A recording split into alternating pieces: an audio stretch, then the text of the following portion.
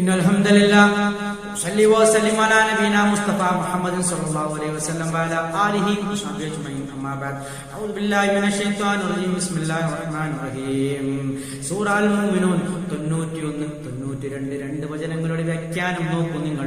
മത്തഖദല്ലാഹു മിൻ വലദിൻ, അല്ലാഹു സുബ്ഹാനഹു വ തആല പുത്രനെ സ്വീകരിച്ചിട്ടില്ല. ക്രൈസ്തവർക്കുള്ള മറുപടിയാണ് വമാ കാന മഅഹു മിൻ ഇലാഹിൻ, അവന്റെ കൂടെ യാതൊരു ഇലാഹുമില്ല.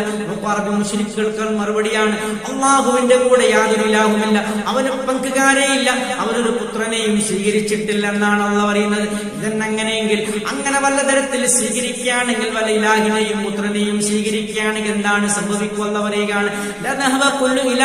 എല്ലാ ഇലാഹുകളും പോകും. ബിമാ ഖലഖ, അവർ സൃഷ്ടിച്ചത് കൊണ്ടുപോകും എന്ന് പറഞ്ഞാൽ ഓരോരുത്തരും അവർക്ക് തോന്നി സൃഷ്ടിച്ചുകൊണ്ട് പരസ്പരം പലതരം ഫിത്നകളും കുഴപ്പങ്ങളും നടമാടും. ഈ ഭൂമി ഇതേപോലെ നേരായ രൂപത്തിൽ ക്രമരൂപത്തിൽ നിലനിൽക്കില്ല എന്നാണ് ആ പറഞ്ഞതിന്റെ ത്യാഗപ്പൊരുൾ. അത് മാത്രമല്ല നിങ്ങളിൽ അവരിൽ ചിലരുടെ മേൽ പൊങ്ങച്ചം നടിക്കുകയും ചെയ്യും.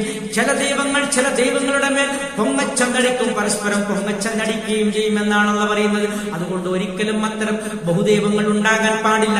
ഏക ഇലാഹ് മാത്രമേ ഉണ്ടാകാൻ പാടുള്ളൂ. അതാണ് സൃഷ്ടിപ്പ് നിലനിൽക്കാൻ അത്യന്താപേക്ഷിതം എന്നാണ് അല്ലാഹു സുബ്ഹാനഹു വ തആല നമ്മെ പഠിപ്പിക്കുന്നത്. സുബ്ഹാനല്ലാഹ്, അവൻ എത്ര പരിശുദ്ധനാണ്.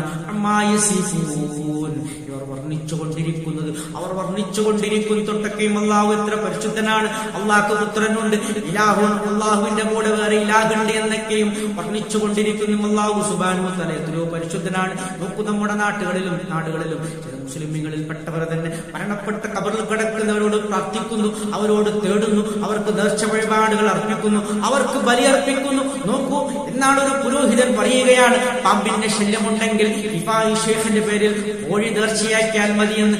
എത്ര വലിയൊരു ശിർക്കിന്റെ വാദമാണ് ഇയാൾ പറഞ്ഞുകൊണ്ടിരിക്കുന്നത്.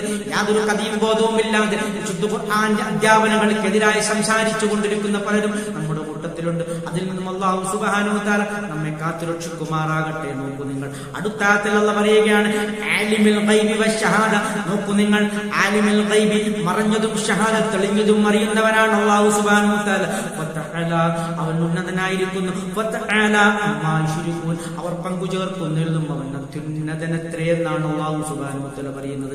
അവൻ അത്യുന്നതനാണ്, മഹോന്നതനാകുന്നു അല്ലാഹു സുബ്ഹാനഹു വ തആല.